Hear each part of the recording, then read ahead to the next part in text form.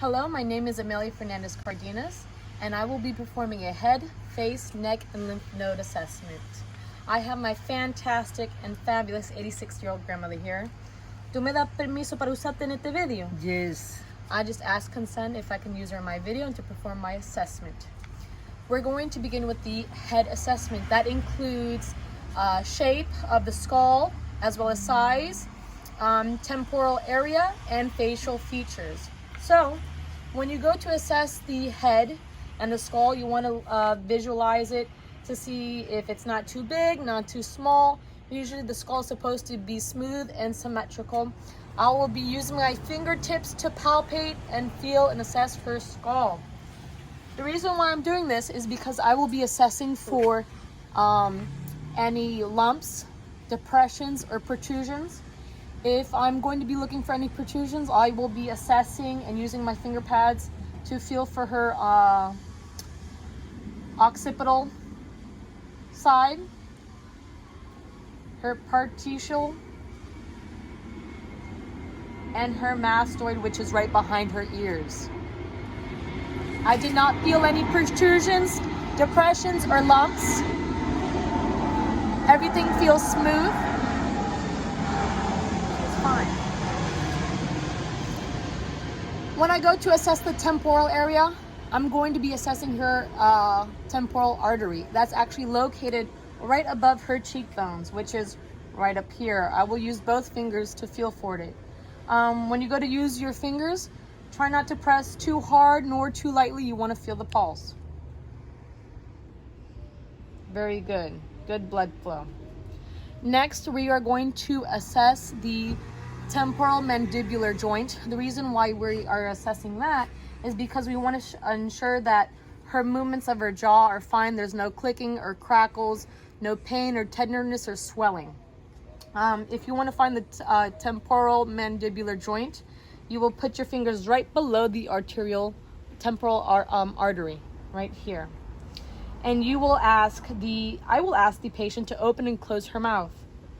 Abra tu boca, cérralo por favor, otra vez. You are looking for smooth movements, no clicking or no tenderness. ¿Tiene dolor or sensibilidad? No. She reported that she did not have any pain or sensitivity. So, next we will move on to her facial features. We want to see if there's any abnormalities as well. Usually you try to see if there's any facial drooping. Both sides look the same. You want to assess the brows, if they're similar, the nose of her bridge of her nose, the nasolabial area, and the folds of her mouth. Look fine to me. You want to make sure that her facial expressions are appropriate and with her behavior and her current mood.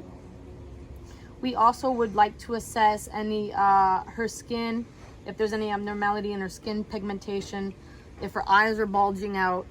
We also want to assess any facial tics. As you can tell, she does not have any facial tics. All right.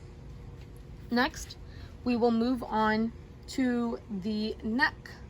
For us to assess the neck, we're going to be assessing the symmetry, the range of motion, as well as the lymph nodes. When we begin with symmetry, the head should be still and erect.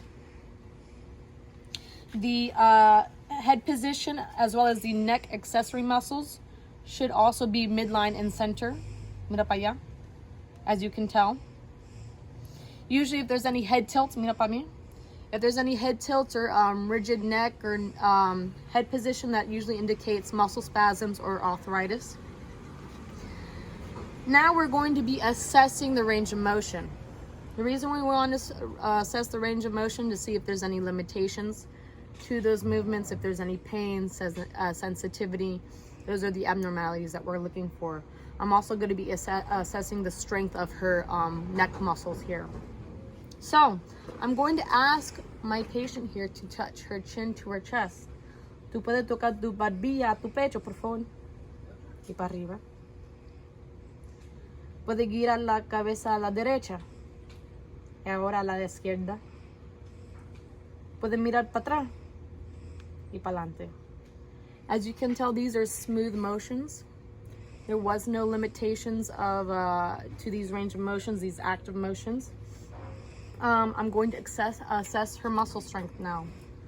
¿Puede encoger los hombros, por favor? Contra mis manos y para abajo. Otra vez. Para abajo. All right. ¿Puede girar la cabeza a la izquierda? A la derecha. Good. So when I was assessing her muscles here, she had good resistance in her shoulders and in her neck. Equally good, both strong. I did not feel any weakness on any side. There was no differences, and they were very good. Next, her neck, as you can tell, is very supple, and there is no, it has smooth movements with it. Next, we will assess the lymph nodes. There's actually 10 lymph nodes here in the head to the neck. And when you go to assess them, you want to use your finger pads very lightly in a gentle circular motion to assess them. We want to make sure we really, that they're in the right position, that there is no lumps, hardness, tenderness, or swelling in these lymph nodes. Usually that indicates some kind of infection or an issue with the drainage in the lymph node system. So, mírame por favor. Do the first lymph node here, very lightly. Second lymph node. Third. Fourth. The fifth lymph node. The sixth.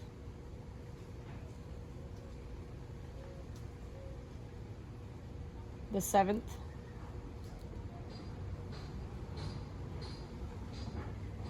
The eighth.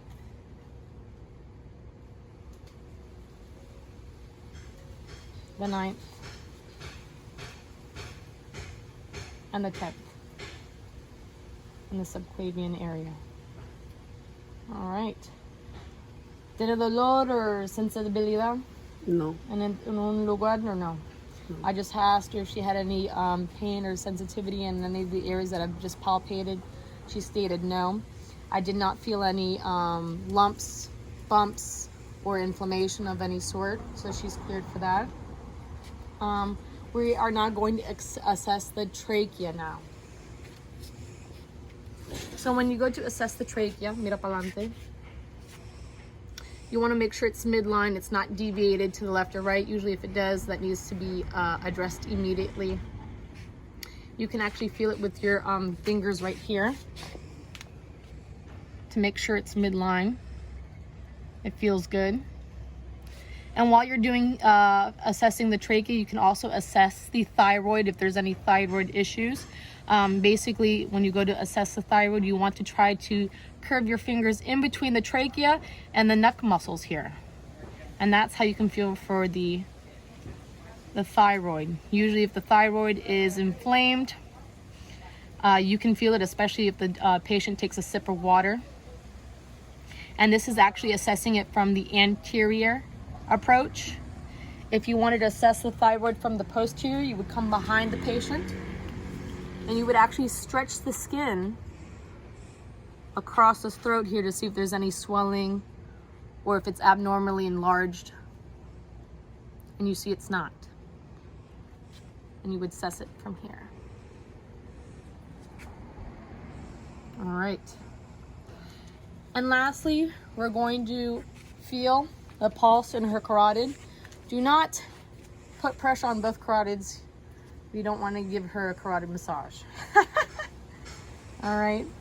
So I'm just going to feel the pulse. Sometimes you may not feel a pulsation because the patient's sitting up. You'll probably best feel it when they're laying down. That's good. Good pulse. And that's it. So this concludes our head, face, neck, and lymph node assessment. Thank you for watching this video. If you have any questions or concerns, please write some questions in the comment area. Thank you and have a great day. Ciao. Bye.